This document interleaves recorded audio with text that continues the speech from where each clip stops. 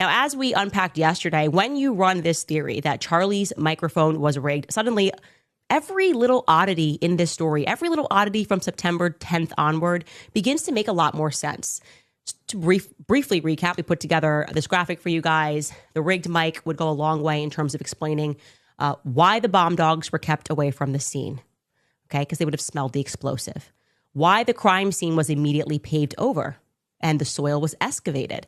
That's because explosive residue, as we have learned, really hangs on to soil. It is highly soil absorbed. So I can show you that here. I think we have a little science article that you can look up. You can research this on your own, but it says that the low water solubility and high soil absorption of PETN in particular, if we think that is the explosive, it would be very problematic and you would in fact need to dig out the soil.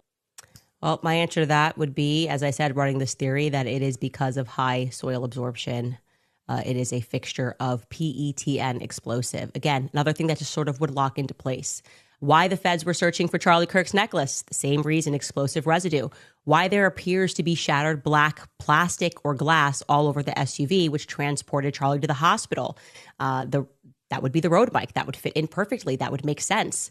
Why there is no available footage or any eyewitness reports of someone seen firing a shot from the Losey building.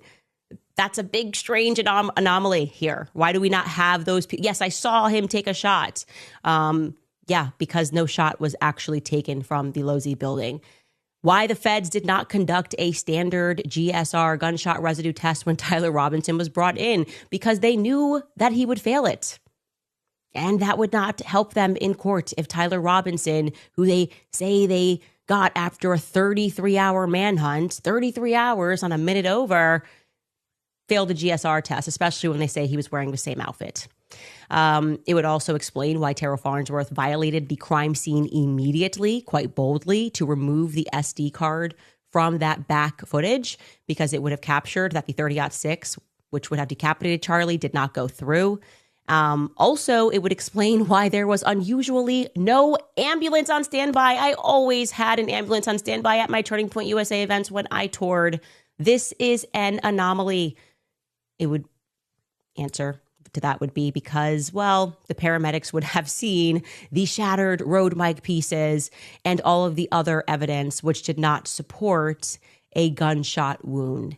That would be the reason why you would just have his security team transport him under this theory. Again, we're thinking while it's still legal to do so. Lastly, it would go some way of explaining why Erica was quick to forgive Tyler Robinson before the world, quicker than she was able to forgive Drewski, when she came out weeks later looking like an assassin and saying that, you know, she was so angry at Drewski, much more angry than she was at Tyler Robinson. So bizarre.